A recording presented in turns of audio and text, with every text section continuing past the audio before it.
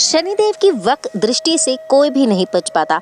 यहाँ तक कि भोलेनाथ भी शनिदेव की वक्र दृष्टि का शिकार हुए। क्या है इसके पीछे की पूरी कहानी, चलिए जानते हैं।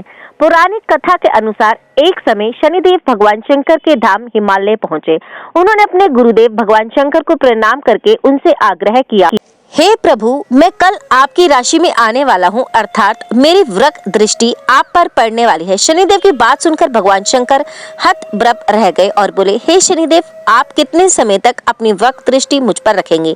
शनिदेव बोले कि हे नाथ, कल सवा प्रहर के लिए आप मेरी वक्र दृष्टि पर रहेंगे।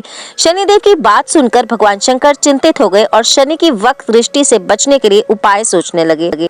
शनिदेव की दृष्टि से बचने के लिए अगले दिन भगवान शंकर मृत्यु लोक आए। भगवान शंकर ने शनिदेव और उनकी वक्र दृष्टि से बचने के लिए एक हाथी का रूप धारण कर लिया। भगवान शंकर को हाथी के रूप में सवा प्रहर तक का समय व्यतीत करना पड़ा तथा शाम होने पर भगवान शंकर ने सोचा कि अब तो दिन व्यतीत हो चुका है और शनिदेव की दृष्टि का भी उन पर कोई असर नहीं हुआ।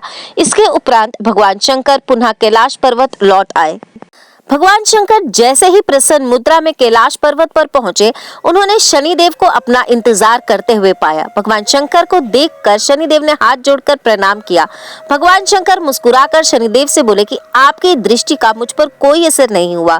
यह सुनकर शनिदेव मुस्कुराए और बोले, मेरी दृष्टि से ना तो कोई देव बच सकता है और ना ही दानव, यहाँ तक कि आप भी मेरी दृष्टि से नहीं बच पाए। यह सुनकर भगवान शंकर आश्चर्यचकित रह गए। शनिदेव ने कहा, मेरी ही दृष्टि के कारण आपको सवा प्रहर के लिए देव योनि को छोड़कर पशु योनि में जाना पड़ा। इस प्रकार मेरी वक्र दृष्टि आप पर पड़ गई और आप इसके पात्र बन गए। शनिदेव की न्यायप्रियता देखकर भगवान शंकर प्रसन्न हो गए और शनिदेव को हृदय से लगा लिया। वीडियो को ज्यादा से ज्यादा लाइक और शेयर करें और कमेंट सेक्शन में हर हर महादेव लिखना बिल्कुल ना भूलें।